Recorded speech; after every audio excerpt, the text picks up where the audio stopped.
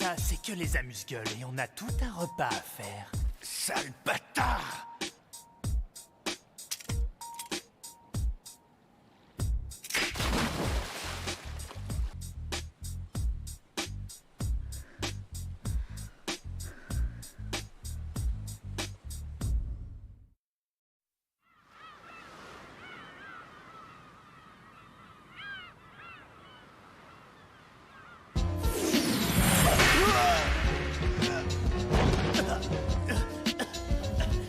Merde!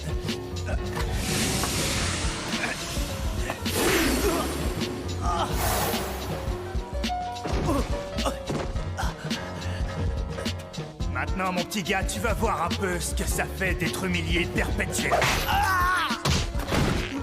Tu vas comprendre ce que ça fait de survivre dans le déshonneur total. Ta vie, c'était de la merde. Eh bien, ça va devenir un enfer. Comme celui que l'on vit depuis qu'on t'a croisé.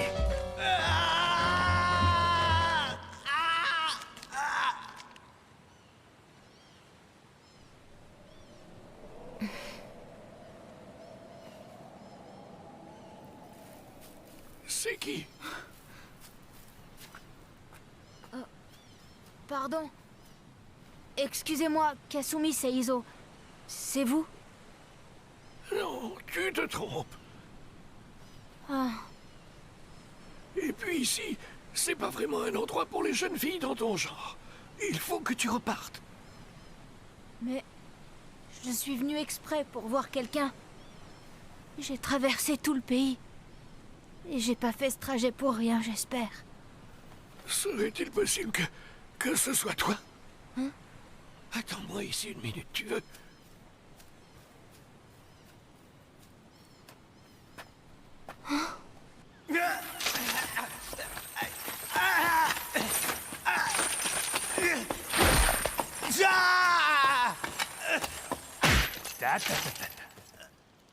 Ne crois pas que je vais te faire crever rapidement, ce serait trop doux. Je vais t'apprendre l'attente de la mort. Je vais te faire ressentir l'humiliation suprême, ce qu'éprouve celui qui voudrait mourir mais qui doit continuer à vivre.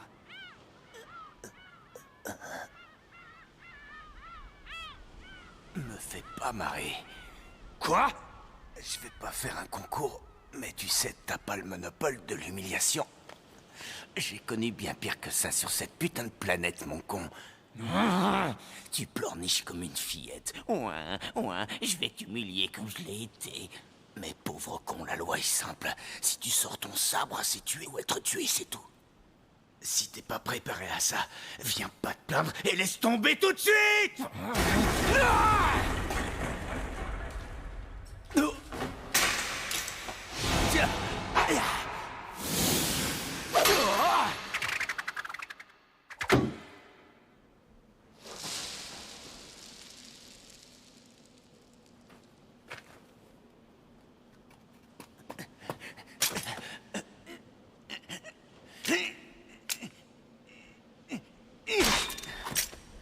Encore un truc minable de voleur de poules. T'avais encore un petit couteau que t'avais planqué sur toi. Ouais, mais c'était mon dernier atout dans la manche-crâne de Buse.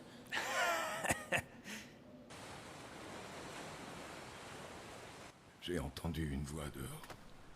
Oui, en effet, une petite jeune fille est là. Elle dit venir de très loin avec l'intention de vous voir, monsieur Seizo. Que voulez-vous que je fasse? Je lui dis de partir et de revenir plus tard ou quoi? Non, inutile. Je vais la voir. Fais-la entrer tout de suite.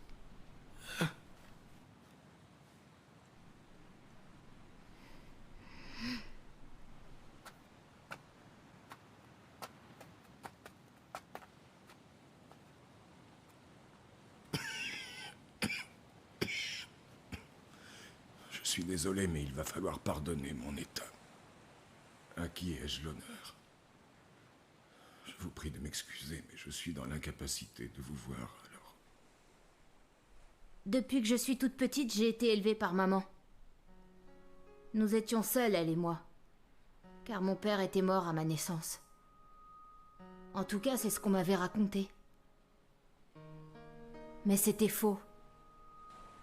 Cet homme nous avait laissés, ma mère et moi. Il était parti pour aller vivre quelque part ailleurs. C'est ce que m'a révélé ma mère juste avant de mourir, sur son lit de souffrance. Aujourd'hui encore, quand on m'interroge sur mon père, je dis que j'en ai pas. Je me considère plus comme la fille de cet homme. Et si je le rencontre, je le lui dirai et je refuserai d'entendre ses excuses. Je peux pas lui pardonner, c'est impossible. Il sait rien de moi, puisqu'il m'a abandonné comme un sac inutile. Il s'est pas soucié de moi ni de ma mère. Morte dans la souffrance. C'est pourquoi durant toutes ces années, je me suis dit une chose. Je me suis dit que si je le rencontrais, je le frapperais pour qu'il comprenne ce qu'on a enduré.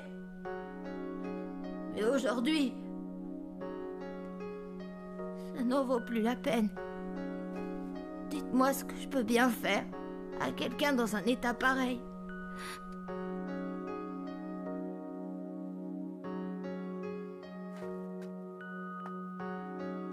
Fou.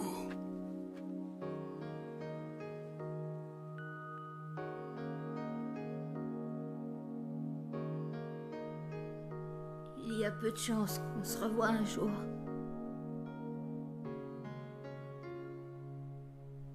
Adieu.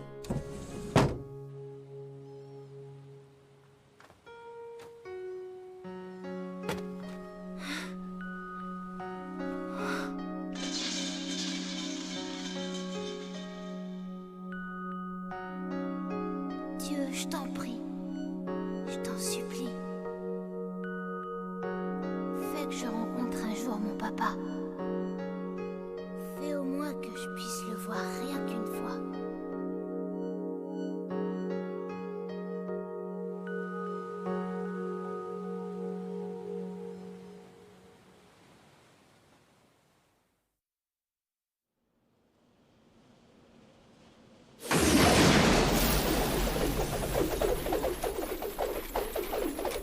Ah